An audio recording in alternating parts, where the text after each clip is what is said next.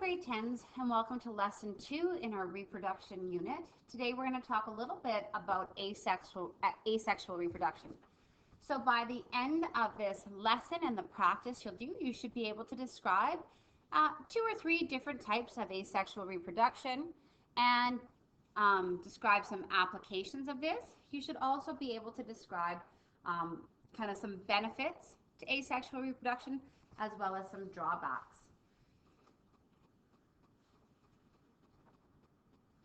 So in asexual reproduction, there's only one parent organism. So this is can be a benefit and a drawback a little bit. The benefit is you don't need to waste time finding a partner. The drawback though is because you're the only parent, you're making an exact copy of your genetic information. Your offspring are going to be genetically identical to you and to each other because everyone's going to have the same DNA. So if the environment changes and becomes unfavorable to a species, everyone's going to be negatively affected and will die off. So this was actually seen in the potato famine in Ireland. All their crop was the same. That potatoes got infected, I think, with a fungi, and all their crops were wiped out, and a lot of people in Ireland starved, or that's when we saw massive immigration of Irish populations to North America. So there's different types of asexual reproduction. So the first one we're going to talk about is binary fission. And the term bi means two. So fission means to split. So here we're going to split into two. So basically, this happens in bacteria cells. And bacteria have one singular circular strand of DNA. And basically, that gets copied, just like similar to the process that we just talked about with mitosis, and that cell then splits into two. Fragmentation, a piece of the parent organism breaks off, and that will grow into a new individual. And we see this in fungi as well as sea sponges. Budding is basically where the parent organism has a growth, and that breaks off into a new individual. So if we had a hydra, for example, you might see something like this. There's a hydra, it's rooted into the ground, and it would have a little organism that would start to grow off, and then eventually that organism would break off and fall to the ground and start to grow into its own separate organism.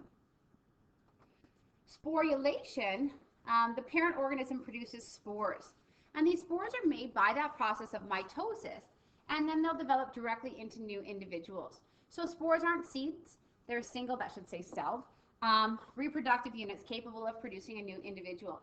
So you'll often see this in molds, ferns, and fungi. So if we look at a fern has fronds. This would be something similar to a sword fern that I'm drawing. And if we looked at the underside of one of these little fronds, what you would see, and I've actually got some I can show you in class, is these little dots underneath here that would grow kind of on the underside of the frond. And those are the spores. So those spores, again, they kind of dry up and they get dispersed by the wind, and they're capable of forming new individuals. Regeneration, basically, fragments from a multicellular organism can grow into new individuals. So sea stars, oops, no, I don't want to do that. I'm trying to just move this here. Sea stars are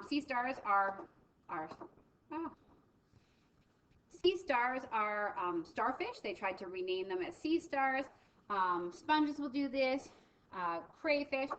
But a few years ago, on the West Coast, starfish were starting to take over. So some well-meaning individuals actually took the starfish, and again, they tried to name them sea stars because they're not actually a fish, and they tried to reduce the population by cutting them up and then chucking them back in the water. And unfortunately, all they did was make that population problem even worse because starfish regenerate. So these fragments, when they cut them up, grew into new individuals. So vegetative propagation are ways that plants can reproduce asexually. So when we talk about some agricultural applications, this would be some of them. So clonings or cuttings. So Pieces of parent individuals, such as a leaf or piece of the stem, can grow into a new plant. So African violets, those little purple potted plants you might get at the grocery store, they have kind of a fuzzy leaf. You can take a piece of the parent and it'll grow into a new plant. So this is often, we have a greenhouse, we have a horticulture program at our school. So this is often what you'll do in horticulture is you'll do cuttings and produce new individuals. And we've actually done this in Science 9. I've taken everyone down to the greenhouse, but unfortunately with the COVID restrictions in place right now, we're not able to do that. But we can, you can actually cut a piece off and it'll grow into a new individual. Runners, so you might see this in like a strawberry plant or spider plants, and they have stems that can grow out and grow into a new individual. So if you've ever looked at a strawberry plant, and then you have a flower, and then it would grow into a fruit. I've got to better put some seeds on there. Strawberries can reproduce sexually, but they can also send out these runners. And they'll send out these runners and they'll form a new strawberry plant kind of over here. So that's great. If they send out these runners, you have the ability to cut that and then transplant that somewhere else. But these runners, in terms of the plant's success, help those offspring grow a little bit farther away from the parent plant. Spider plants, so those are often people have those in their house.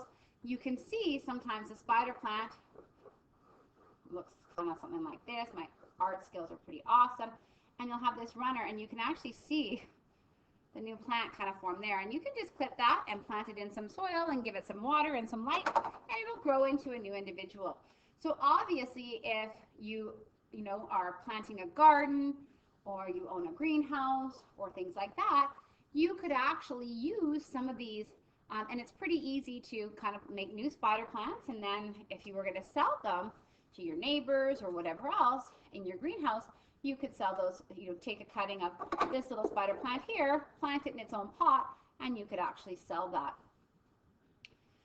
Layering is another one. So a branch of a parent plant is bent down to touch the soil, goes into a new plant. Willow trees will do this. Grafting, so a branch, twig, or bud is attached to a rootstock. And they'll often do this in apple trees. So my parents live in Vancouver. Their neighbor has an apple tree. And actually there's been some grafting onto this one apple tree, and it'll actually grow two different kinds of apples. So they've got, the main tree grows some, but they've got branches that have been grafted on that'll grow a different type of apple. Root growth and sprouting, so new individuals grow from underground root sprouts. Okay, so aspens, willows, dandelions, again, will do this. Tubers and bulbs, these are dormant. Form of the plant stays underground over winter. So if you've, right now, because the weather's so nice outside, you could actually plant tulip bulbs and they'll come up in the spring. Tissue cultures, so again, new plants are grown from cell masses in lab dishes containing nutrients. So tobacco plants for genetic studies are grown like this. So that's just a really quick overview of some of the different types of asexual reproduction. So again, I said you might have to mention some of the benefits and the drawbacks of it. So you're going to have to go into your booklet on page 12 and answer some questions. But if we were to talk about some of those benefits, so the benefit of asexual reproduction is it's pretty fast, fairly easy. You don't have to spend a lot of time finding a partner like you would in sexual reproduction. However, one of the big drawbacks is that all the individuals are identical. So if the environment changes, global warming happens, and the climate changes a little bit, if a virus comes in, then all the plants are as negatively, or all the organisms are negatively affected. Anyway, I hope that helps, and we'll discuss this a little bit more in class next day.